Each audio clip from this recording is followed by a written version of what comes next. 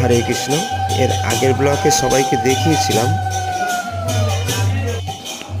যে কিবোর্ডটা new box open করেছি, সেটা কিন্তু সবাইকে দেখিয়েছিলাম আগের ব্লকে ইউটিউবে। আপনারা এই ইউটিউবে শ্রীহরি কীর্তন ইউটিউব চ্যানেল সার্চ করে সেটা দেখতে পারেন।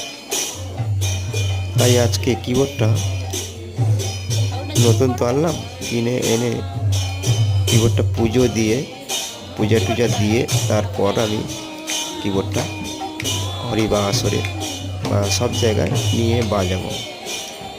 তাই আজকে পুজো টুজো দিলাম, পূজা টুজা দিয়ে তারপরে আবার কাল থেকে প্রোগ্রাম আছে, আবার বেরোবো।